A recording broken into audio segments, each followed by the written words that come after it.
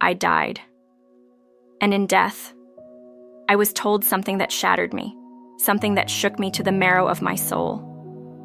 How to survive without the mark, and what it will cost.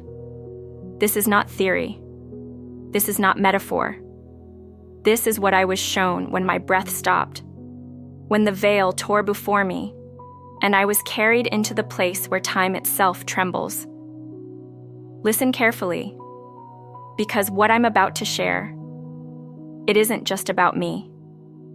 It is about you. It is about every soul who will stand at the edge of that choice, and it is coming sooner than most want to believe.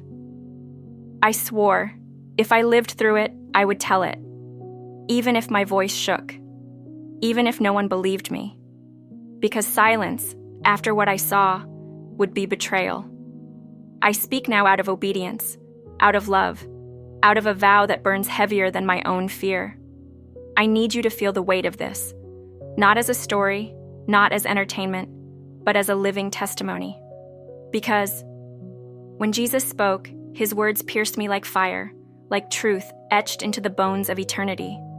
The case is not done. Neither is the work God has set before us. That phrase, those words, they echo still, like a bell that never stops ringing, like a command written into my very heartbeat. So, hear me. Stay with me. Don't look away. Because what I was shown was not meant for me alone. The case is not done. Neither is the work God has set before us. Before all of this. Before death. Before fire in the dark. Before I heard his voice. I was just ordinary. An ordinary believer. Praying some days with passion, other days with nothing but empty words. Doubting more than I would admit. Working hard, searching, always searching for something I couldn't name. I thought I knew God. I thought I was prepared. I thought faith was something you could carry like a badge in your pocket, something you just pull out when life gets heavy. But beneath the surface, I was restless, chasing comfort, clinging to routines, telling myself I was strong in the spirit, while secretly ignoring eternity. It's easy to hide behind a smile. Easy to stay busy, to say, I'm fine, I'm blessed, while inside your heart is brittle. I had responsibilities, family, work, bills stacked on the table. The noise of life drowned out the whispers of heaven. I prayed, yes, but I also worried. I sang hymns, but I also complained. I read the word, but I didn't live it. And I told myself, one day I'll get serious. One day I'll surrender fully. But I didn't know the clock was ticking. I didn't know the veil was so thin. We think tomorrow is promised. We think warnings are for someone else. We think we'll have time to get it right. But I didn't. Not that day. And when it came, when the line between this life and the next split open, I realized just how fragile my so-called faith really was. The case is not done. Neither is the work God has set before us. And then, it happened. Not in a way I expected, not with soft music or a gentle warning. It was sudden, like the world snapping in half beneath me. One moment I was standing in the ordinary rhythm of my day, speaking, breathing, moving through life like it would never end. The next moment, silence. A searing weight pressed against my chest. My body gave way beneath me, and before I could cry out, before I could even say Jesus, everything went dark. One heartbeat, then none. One breath, then nothing. I heard voices somewhere far away, panic, footsteps, the sound of people rushing, but they were slipping into distance, like echoes underwater, and I realized I was leaving everything behind. The bills, the arguments, the dreams, the doubts, all of it stripped away in an instant. You think you'll have time to say goodbye. You think you'll have time to confess, to pray, to make peace. But death doesn't ask permission. It comes like a thief. And when it came for me, I was weightless, suspended between terror and wonder. I remember floating. Not walking, not falling, just floating. as if gravity itself had let go of me. I looked down, and there was my body, still, fragile, like a broken vessel that no longer belonged to me. And in that moment, every mask fell away, every excuse dissolved. I wasn't a parent or a worker or a believer with half-measured prayers. I was a soul, bare, unhidden, facing eternity. What happens when we leave this world behind? What awaits us on the other side? I was about to find out. The case is not done. Neither is the work God has set before us. And then, the darkness gave way. It wasn't like waking up. It wasn't like dreaming. It was like being born into a world I had never known existed, yet somehow had always been waiting for me. I was carried, weightless, silent, through a veil that shimmered like living glass. And on the other side, there was light. Not sunlight, not fire, not anything I could compare to the glow of this world. This light had weight to it, a presence that pressed against me and wrapped me in warmth all at once. I was bathed in it, and every crack in my soul, every wound, every hidden doubt, it was as if the light seeped into them, filling what I thought could never be healed. The air, if you could call it air, was thick, almost liquid with love. And yet, I felt weightless, as if I could move without moving, as if my very thought carried me where I longed to go. And then, the sound. It wasn't a song, it wasn't music the way we know music. It was more like creation itself humming, as if every star, every blade of grass, every hidden angel was singing the same note of glory. I can't explain it, but it was harmony, pure harmony. The kind of sound that makes your chest ache, the kind of sound that reminds you, you were made for this. There was no fear there, no shame, no hunger, just belonging. And I whispered to myself, though I had no lips, no breath, I am home. Time was gone. I was no longer bound by hours or days, no longer bound by the ticking of a clock. I was in the eternal. The case is not done. Neither is the work God has set before us.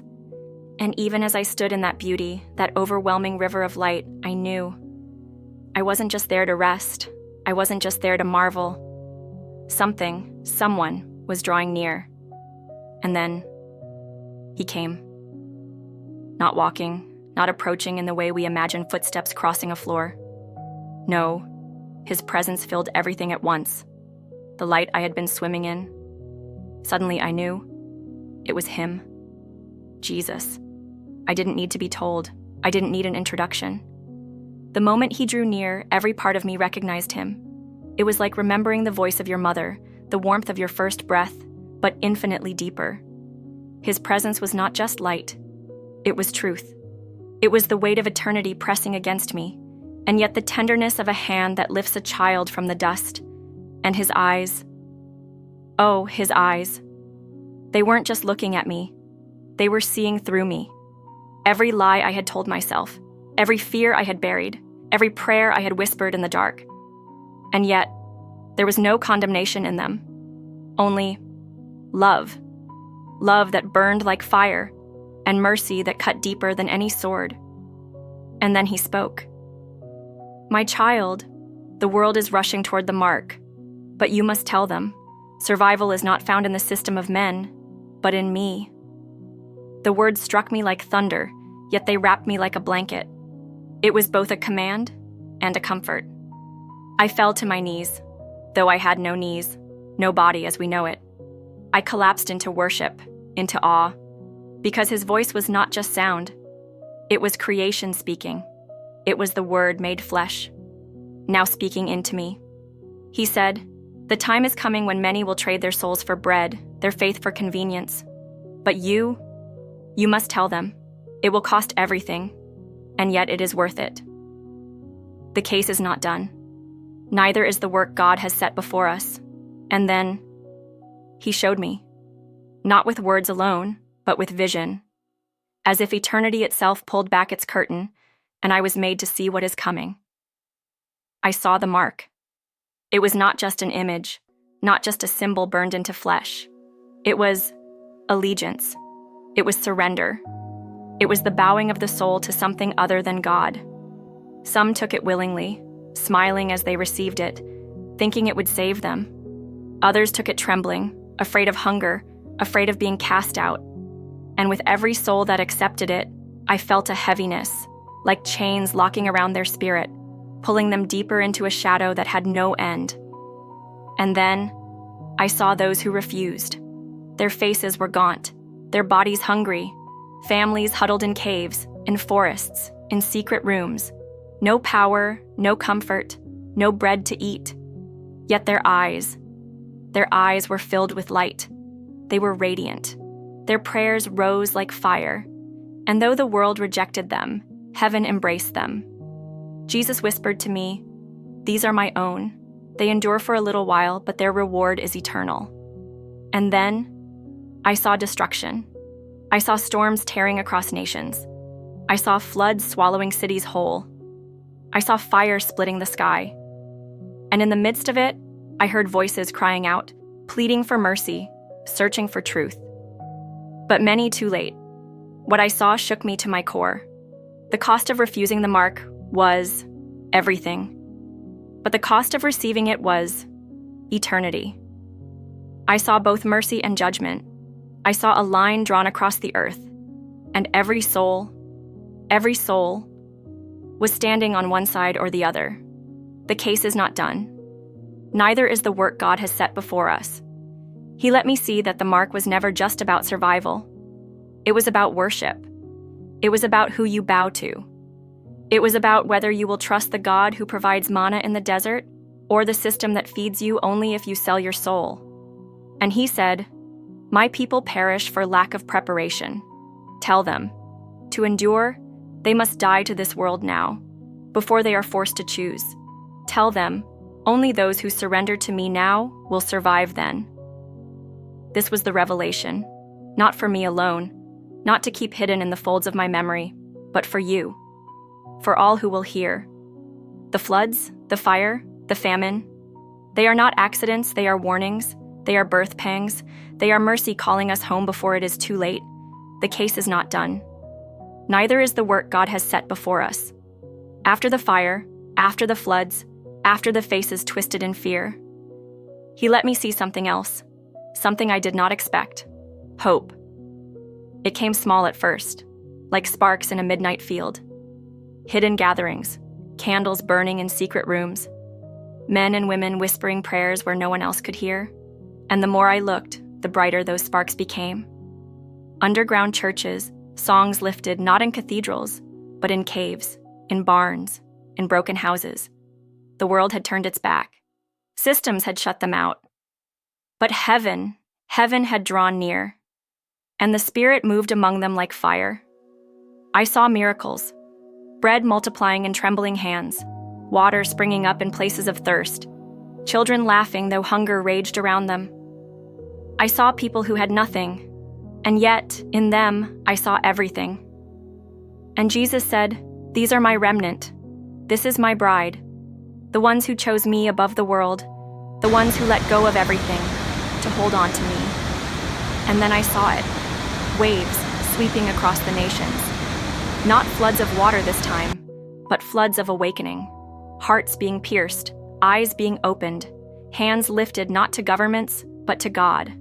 A great turning, a great awakening, not led by famous names, not broadcast on screens, but born in hidden places, in ordinary souls who dared to believe.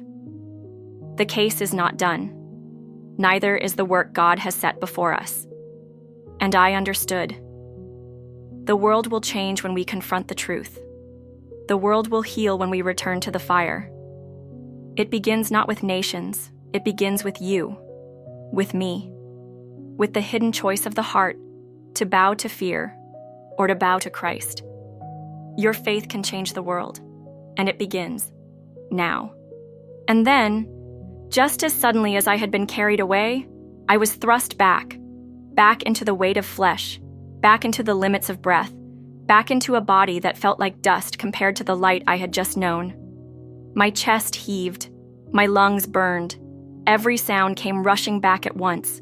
Machines, voices, footsteps, hands pressing against me. But after what I had seen, those noises felt small, like whispers compared to thunder. I had touched eternity, and now I was trapped again in time. At first, I couldn't speak. How do you explain heaven with earthly words? How do you pour oceans into a cup? But when I tried, when I began to share, I met resistance. Some laughed. Some dismissed it as a dream, as the mind playing tricks, as nothing more than a brush with death. Others, they grew uneasy, their eyes narrowing, their voices sharp, as if my words were not testimony, but threat. And I understood. Truth is not always welcomed. Sometimes it burns the ears that hear it. Sometimes it divides even those closest to you. I felt the pull of two worlds, the light that still burned in my memory, and the shadows that pressed around me in this life. And the warfare was real. Fear whispering, "Stay silent." Pride hissing, "They'll never believe you." Doubt creeping in like smoke, saying, "Maybe you imagined it." But I knew. I knew what I had seen. I knew what I had heard. And I would not bury it. I must speak, even if they do not understand, even if they turn away, because truth is a sword, and I have been called to wield it. The case is not done. Neither is the work God has set before us. And so I carry this fire, this burden, this vow, not because it is easy, but because it is obedience. Hear me now. This is not just my story. This is not just my second chance. This is a warning. And it is also an invitation. Jesus told me, "The time for hesitation has passed. The time for preparation is now." And I tell you with every trembling ounce of my being, do not wait for the moment of choice to prepare. Do not wait until the mark is placed before your eyes. By then, your heart will already have chosen. The mark is not only about survival, it is about allegiance. It is about who you trust, who you follow, who you call Lord when the world demands your soul. Surviving without the mark will cost everything: your comfort, your security, maybe even your life. But taking the mark, it will cost you eternity. And eternity is far too high a price. So I plead with you, return to the Gospels. Return to the truth you've neglected. Return to Christ. Return to the fire. Because only in Him is there life. Only in Him is there provision when the world denies you bread. Only in Him is there light when darkness swallows the earth. The case is not done. Neither is the work God has set before us. I know what it means to be given a second chance. That's why this channel exists. We are second chance survivors, and you, right now, are being given your second chance. Don't waste it. Don't trade it away. Don't bow to the system of men. Choose Him. Choose Christ. Choose life. Because soon, the choice will stand before you like fire on your doorstep. And when it comes, your soul must already know where it belongs. The case is not done. Neither is the work God has set before us. I was given a second chance. Not because I deserved it, not because I earned it, but because mercy carried me back across the veil. And mercy gave me a vow to tell you what I saw, to tell you what I heard, to tell you what it will cost to walk without the mark. So I have kept my vow. I have poured out my confession. Now the choice is yours. I cannot walk your road for you. I cannot carry your cross. But I can whisper what was whispered to me in the dark. Return. Return to the fire. Return to the Word. Return to Christ. Because every comfort will crumble, every illusion will break, and only what is eternal will remain. When the world offers you survival at the price of your soul, remember my voice. Remember my vow. Remember what Jesus told me. The case is not done. Neither is the work God has set before us. I was given a second chance. Will you take yours? Return before it's too late.